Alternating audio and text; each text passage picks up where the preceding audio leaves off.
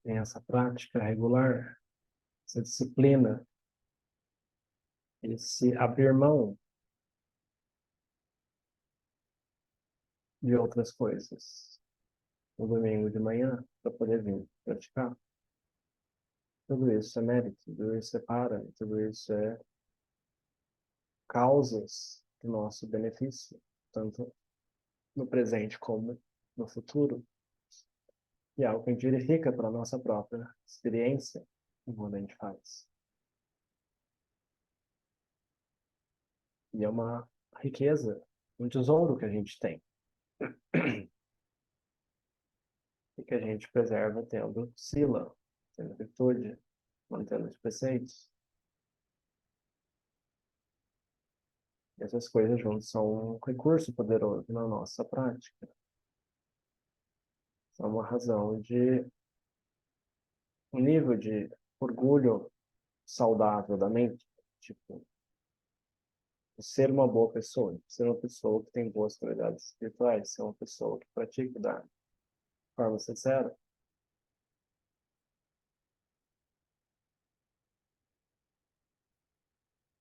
Um nível de orgulho saudável, né? Porque, obviamente, tem um nível de orgulho não saudável, né? Então, vaidosa a respeito disso, arrogante a respeito disso, também não ajuda muito, vira obstáculo. Você achando melhor que os outros.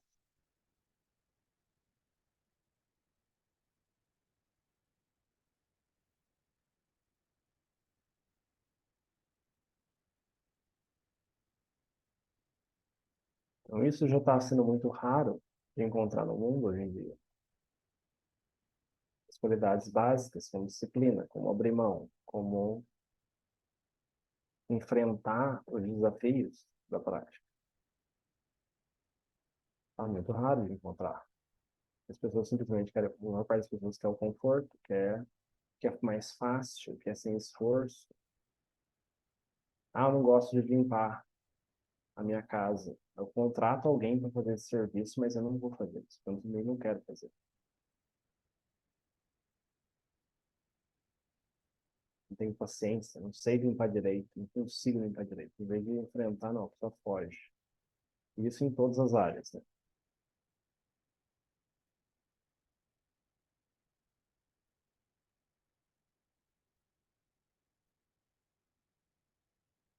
E às vezes, né, por causa disso, né, a pessoa acaba até se endividando, né, porque as coisas têm um custo, né? Ah, não, não gosto de fazer comida, então vou comer na rua todo dia. Vai ser muito mais caro do que você fazer a sua comida e levar uma marmitinha para o trabalho, por exemplo. Você vê como que as belezas, elas levam pro buraco, né? E aí, tipo, só gastar mais para sustentar, para satisfazer as belezas, né? Ela tem que trabalhar mais ainda, né? Fica mais cansativo, porque tem que ter mais dinheiro para poder sustentar essas belezas, né? Não querem fazer certas coisas, não querem fazer certas coisas.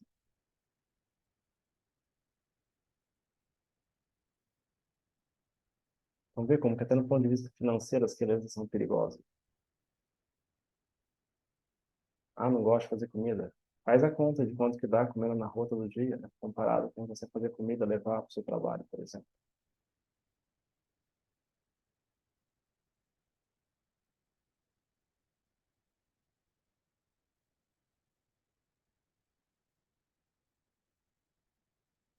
Ou então de limpar a casa, né? Quanto que você gasta? Você tem um faxineiro, um funcionário para limpar a casa, né? Para lavar roupa, né? Numa lavanderia. Quanto de gasto que é isso, né? Quanto mais horas você tem que trabalhar durante o mês para sustentar essas belezas, né? Que era tempo que você poderia estar praticando. Mas aí com as conveniências do mundo moderno, as pessoas ficam cada vez mais preguiçosas de fazer, elas preferem trabalhar mais, ter mais dessas coisas. Acaba sendo muito cansativo. Como as coisas não têm fim, né? Você satisfaz aquilo, ela inventa outra coisa, né? Agora qual é o problema? Ah, não gosto de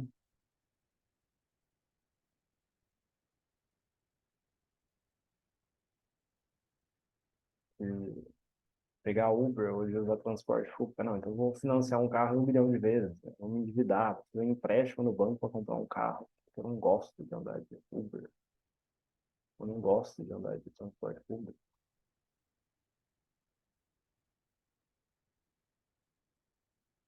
Não dizendo que tem um problema você ter um carro, né? O carro é uma ferramenta, né? Se você não... O problema é a mente por trás dessas ações, né? O que está passando na mente? A mente é o motor de tudo isso.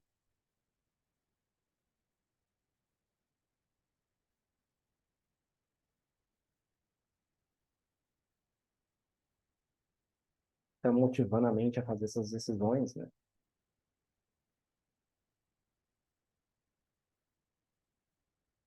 E você vê como que na prática do Dharma, né? Tipo, por exemplo, quando a gente faz a mente ficar com um objeto de meditação, a gente está fazendo ela ficar separando a mente do corpo, separando a mente das sensações, separando a mente das memórias, separando as mentes das proliferações mentais, separando as mentes das consciências, da mente ficar separada de tudo isso e ficar com um objeto de meditação.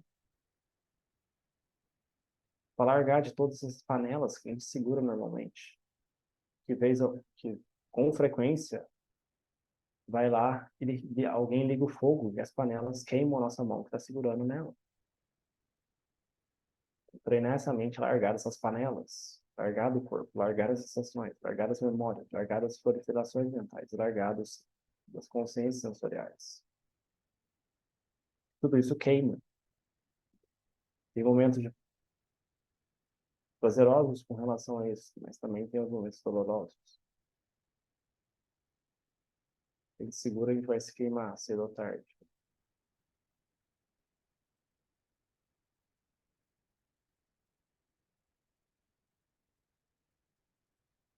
E se a gente pratica dessa forma, fica muito mais fácil não seguir os impulsos da mente, né? A mente fala, ah, não quero acordar cedo, eu não quero limpar a casa, né? Tipo, você fala, não, eu não preciso seguir isso, isso não sou eu, né? Esse pensamento não sou eu posso fazer isso.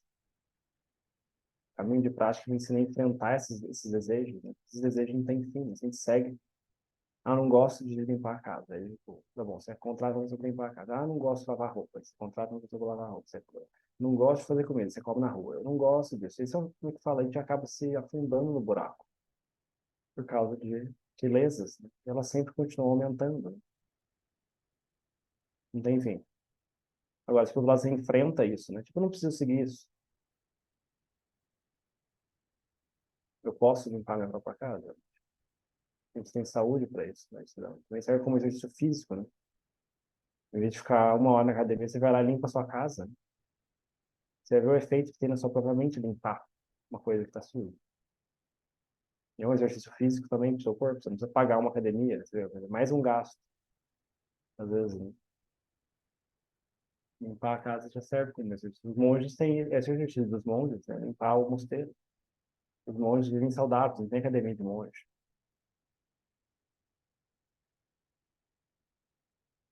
Você vê como que as belezas não têm fim, né? Tipo, são ideias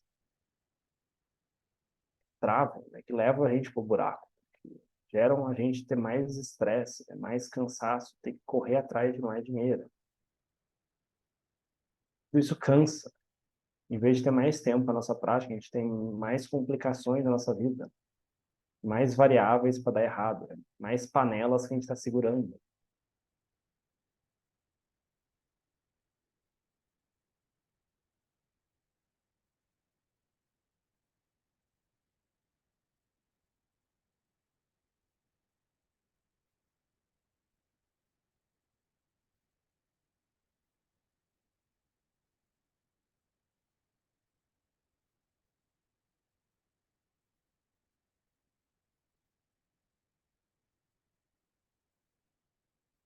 Então, simplificar as coisas ajuda na medida da simplificação da nossa vida. Descomplicar as coisas que estão complicadas, né?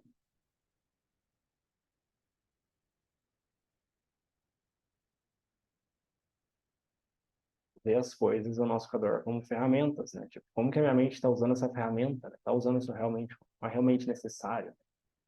Que é realmente necessário que não é, né?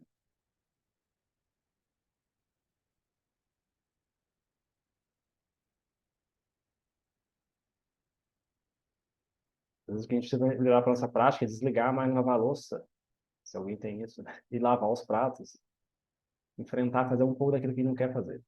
Ah, não tá frio, vou ligar mais lavar a louça, sei lá o quê.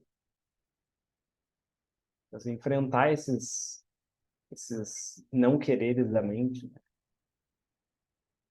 Nossa mente melhora, fica mais forte, né? Ela fica mais imune a essas coisas, menos afetada, né? Mais independente, mais separada dessas coisas. Porque essas coisas surgem naturalmente do que a gente vê, do que a gente escuta, do que a gente toca. E não tem fim. Então, quanto mais a gente segue, mais a gente se afunda. Quanto que a gente não segue, a nossa mente fica forte, fica independente, fica inabalável. Quando a gente tem uma mente inabalável, né, a gente tem que separar dessas coisas. Não significa que a gente tem que jogar, se a gente tem um carro, uma casa, a gente tem que jogar fora o carro, jogar fora a casa, é isso. É olhar para essa mente, tipo, o que está movendo essas ações, né? O que está movendo essas decisões da nossa vida. Esses momentinhos de, tipo, eu não quero fazer isso, não me sinto confortável fazendo isso. Realmente, isso é um desconforto real ou é simplesmente preguiça da mente? Exemplo, a pessoa vai no mosteiro, ah, não, não quero varrer folha, não, não quero trabalhar, só tem que meditar. Sutileza ou é sabedoria?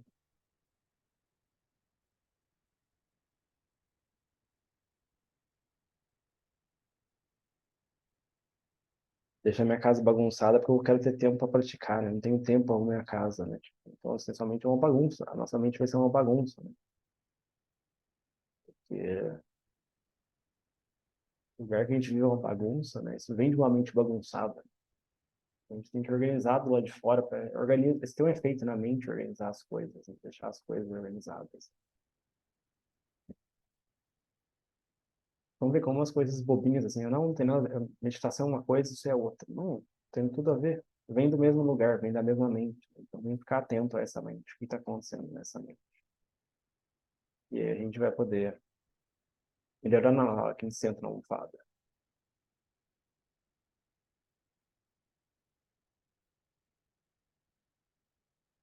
Porque o consumo, essa sociedade consumista, né, tipo, vai sempre enfiar coisas que a gente precisa, né? Precisa disso, precisa daquilo, você tem que ter isso. Que é realmente necessário, que é útil, que vai ter de benefício na nossa vida, que vai facilitar o que é realmente não é necessário. Então, tomar cuidado com essas coisas. Porque tudo isso tem efeito nessa mente. É algo que a gente tem que verificar para a gente mesmo, para a gente entender. Então, essas são as reflexões por hoje. Se alguém quiser compartilhar alguma coisa, comentar. Estudando essa semana, eu descobri que tem uma meditação do corpo, mas se a gente medita para liberar a mente, para libertar desse corpo, para entender esse corpo, por que tem essa meditação do corpo? Tem alguma associação, parece, com a meditação sobre a morte.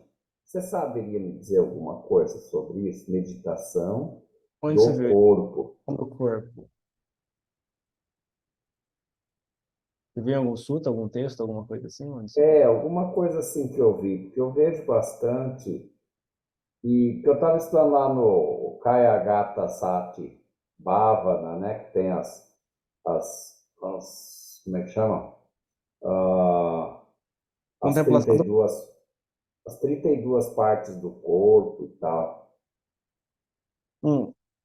E aí falava-se que quando fosse fazer a meditação do corpo, associada à meditação sobre a morte, né, analisando as 32 partes do corpo, recomenda em algum lugar, mas eu posso dar uma procurada e fica para a próxima, sobre a meditação do corpo. Eu achei um pouco, não estranho, mas eu não sabia disso, que existe uma meditação Assim, para o corpo, falo alguma assim, coisa. eu falo assim, se você já participa bastante do domingo, eu falo de contemplação do corpo, né? Que às vezes a tradução às vezes fica distorcida, né? Mas contemplação, Isso. né? Porque assim, primeiro a gente tem que, como é que fala, desgrudar a mente temporariamente desse corpo, né? Isso é feito através de supressão, né? Isso é com um objeto de meditação, né? Tipo, com samatha. Aí depois que a gente faz essa separação inicial, né, desgruda pelo menos, né? Aí a gente tem que analisar, né, o que está acontecendo aqui, né? Tipo, o que está realmente separado aqui. Aí a gente contempla o corpo para entender isso com clareza, né? Primeiro a gente tem que forçar a mente a desgrudar. Isso é feito com objetos de meditação. Você com samatha. Aí depois a mente está pacífica. Aí sim a gente vira e olha para esse corpo, né? Eu já falei antes, né? A gente contempla esse corpo, seja como elemento, seja como que esse corpo vai acontecer com esse corpo quando ele morrer, né? Tipo, o que vai acontecer, né? Então, assim, são dois modos separados, né? Samatha e Vipassana. Mas primeiro tem que fazer Samatha. Se a mente não estiver pacífica, não vai... Se a mente estiver grudada no corpo, é como se você, como é que fala? Você for um peixe no aquário, dentro do aquário. E você pergunta pro peixe, né? Como é o aquário? Mas, tipo, ele tá dentro do aquário, né? Não tem como enxergar o que é o aquário. Então, primeiro você tem que tirar o peixe do aquário, aí você fala pro peixe, olha pro aquário. O que é o aquário? Ah, o aquário é uma coisa que limita. O aquário é uma coisa que fecha, né? O aquário não é tudo. Então, assim, primeiro tem que tirar o peixe do aquário. Pra depois a gente perguntar o que é o aquário. Se você estiver dentro do aquário e perguntar pro peixe o que é o aquário vai falar que, tipo, o aquário é o universo. É tudo que ele pode experienciar é o aquário. Então, esses dois lados, né? Então, assim, não adianta, assim, a pessoa vai falar que vai contemplar o corpo sem ter samatha, né? Tipo, não tem como, a pessoa não vai entender direito o que ela está fazendo. Porque a pessoa está imersa naquilo, está muito presa naquilo. Então, é basicamente isso, né? Então, você fala primeiro para a gente praticar sati samadhi para depois contemplar. Ok, eu acho que é isso mesmo. E a outra pergunta, não sei se o Fernando vai fazer pergunta, depois eu pergunto, Fernando. Alguma coisa, Fernando? Não, pode fazer a pergunta de mim, não tem nenhuma pergunta agora, não.